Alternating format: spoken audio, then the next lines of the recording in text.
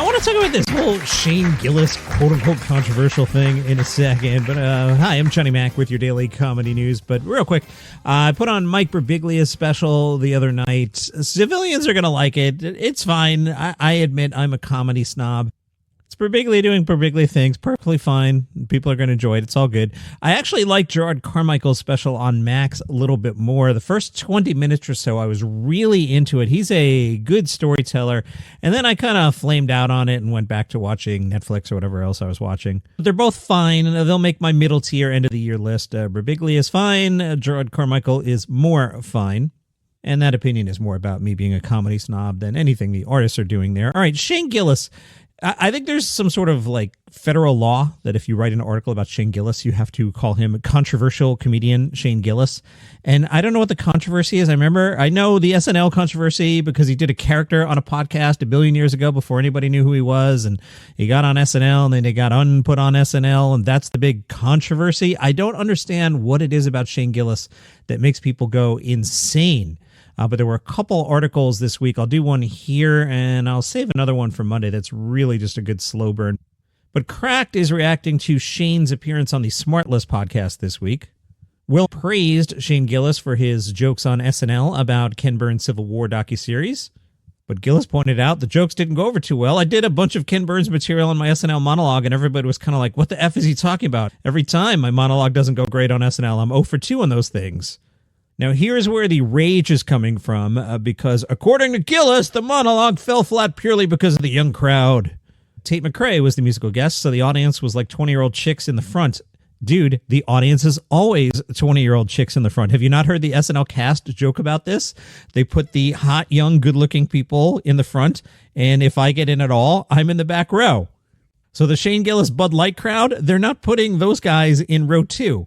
Shane said, and I'm up there talking about Shelby Foote and Ken Burns in the Civil War. They had no idea. Just some ogre walked out on stage and started talking about Shelby Foote. But Cracked writes, but Gillis's assessment of the routine omits some important details. For one thing, he had already lost the crowd, even commented on that fact several times prior to the Ken Burns jokes, most notably when he compared liberals to the evil Sith from Star Wars. And while a number of people didn't laugh during the Civil War bit, that likely had less to do with the fact that Tate McRae fans are incapable of understanding the concept of historical documentary, and more to do with the fact that one of the punchlines literally involved date rape. I had to drop out of character there.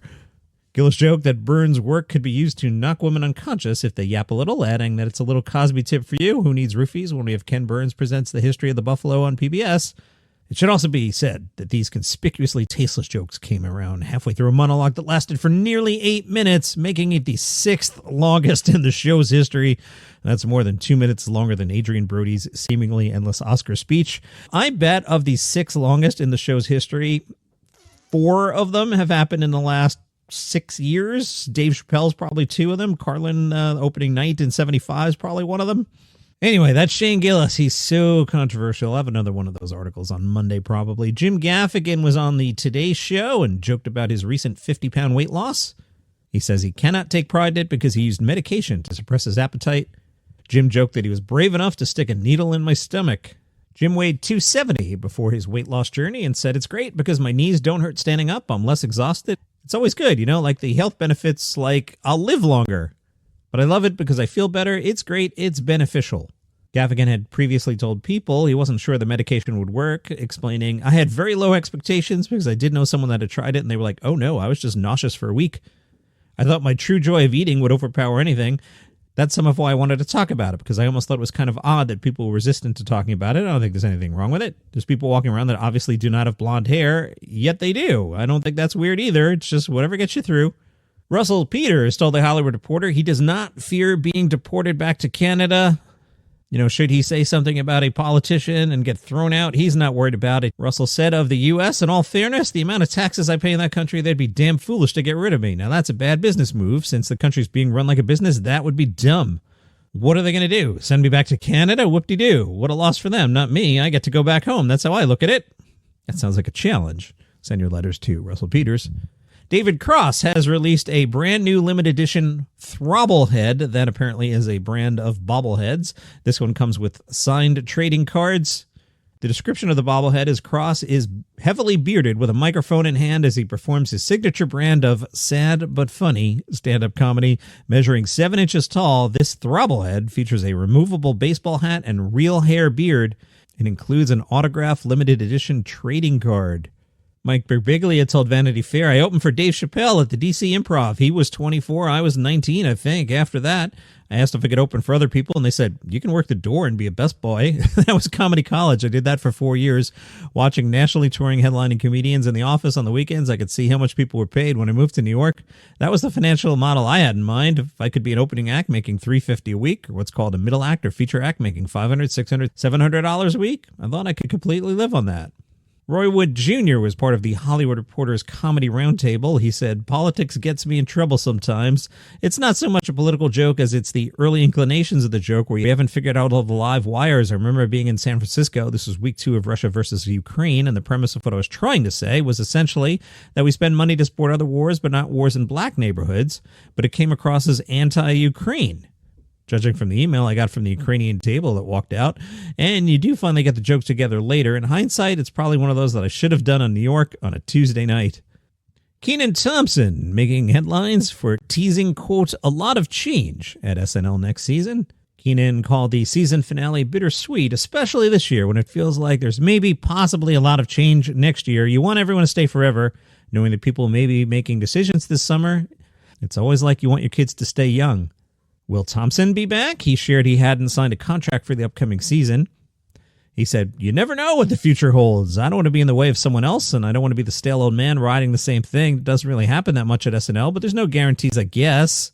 Speculation is some of the folks who could leave include Michael Che, Colin Jost, Mikey Day, Heidi Gardner, and Ego Nwodim.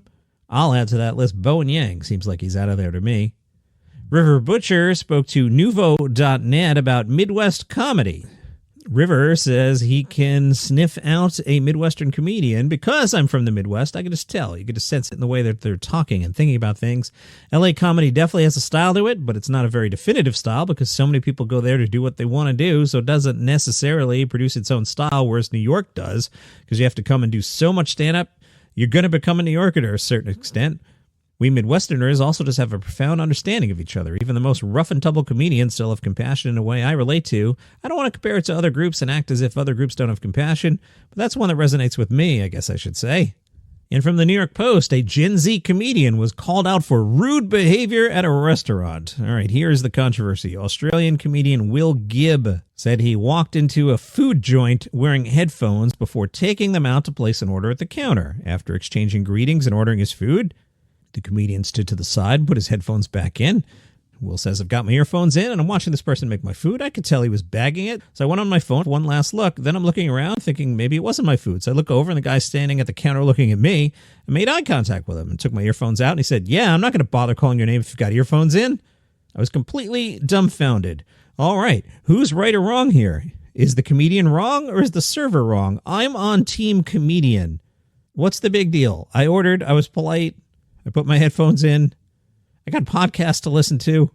Put the food in the bag, dude. Some social media viewers weighed in. One said, fully on the side of the server. What a legend. Another said, I'm with the server. I find it rude to constantly have earphones in. Another said, people on the side of the server need to chill out. Another said, I've worked in hospitality for years and I'd rather call it out and leave it to get cold. Bother teaching someone some kind of lesson.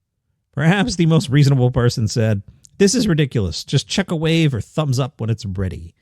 Let me know what you think in the comments in the Facebook group, Daily Comedy News Podcast Group. Again, I'm Team Comedian here, and that is your comedy news for today. If you enjoy the program, please tell a friend about it. They might like it too. If you would like the program without commercial interruption or without those pesky feed drops, if you're on Apple Podcasts, click the banner that says uninterrupted listening. If not, go to caloruga.com/plus. $5 a month. All that goes away. Great way to support the show. Appreciate you. See you tomorrow.